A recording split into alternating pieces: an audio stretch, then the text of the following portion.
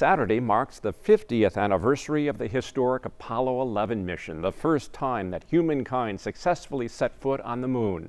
It's an especially exciting week for a hands-on, minds-on space education center in Sheboygan, which has inspired countless individuals to pursue careers in STEM fields and aims to do the same for future generations. Michael Schlesinger takes us to Spaceport Sheboygan. On this July 20th, 1969. It's one small step for man, one giant leap for mankind. Not only just the technological advances we had, but it really changed our lexicon as a nation. Prior to Apollo 11, we would say something was impossible to do. And now people will not use the word impossible. I think we've actually struck it from the dictionary. In the United States, basically, it's we've been to the moon, so we must be able to do A, B, C, or D.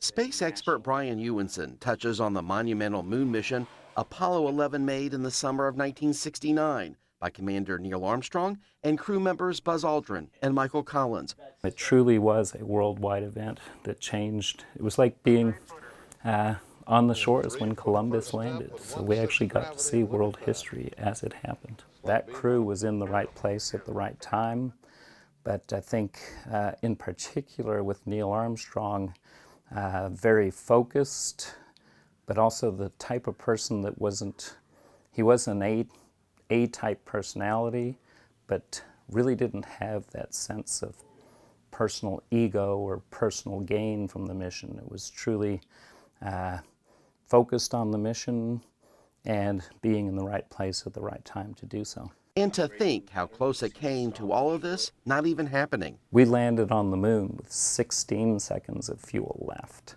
And they were required to abort and come back and not land on the moon if they got well below that.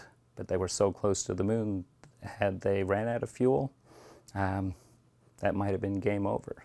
So the cool-headedness, the sense of place and position, and you listen to the tapes and they're just cool as cucumbers and coming down.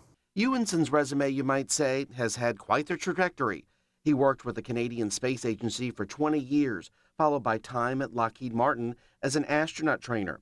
He's had personal science experiments on board 8 different shuttle missions and 2 space station flights. One of them, a study about fish in space, actually survived the Columbia disaster in 2003.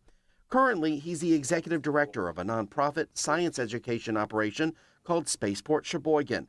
His actual Apollo 11 collection is a big part of it. You could go to Avon in 1969, buy your shampoo from the local lady, and inside you get a moon map and a picture of the astronauts. You have steins? Yes.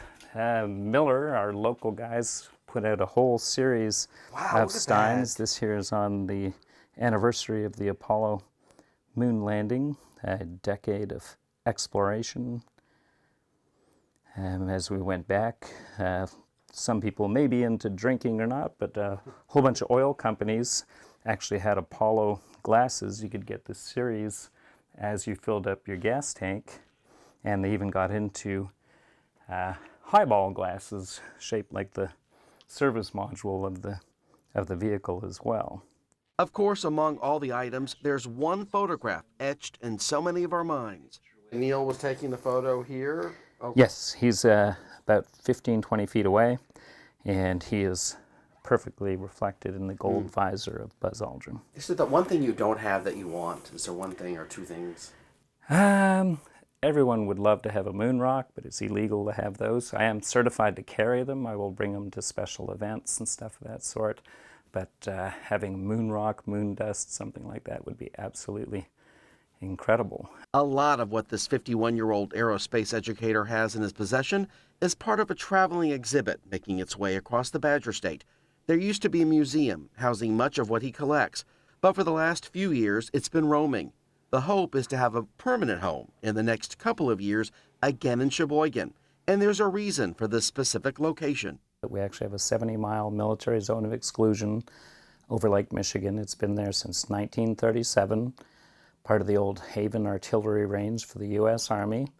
That designation never disappeared, so we actually launch high-powered rockets from the South Pier in Sheboygan, usually to get students in particular interested in science, technology, engineering, and math. Their future plans are to have a full commercial spaceport where we can launch commercial payloads into space from Sheboygan, as well as, if the long term exists, maybe even people from here to space. NASA has plans to return to the moon in 2024. Whoever shows up will possibly see 6 American flags, all bleached white now because of radiation and lack of atmosphere. And of course, the permanent footprints of Neil Armstrong and Buzz Aldrin, who left an indelible mark on something so out of this world, but just as important, right here on Earth. Getting out there, seeing the Earth, they come back with a deep sense of this blue marble hanging out there in the universe, and we all need to treat each other a little bit better.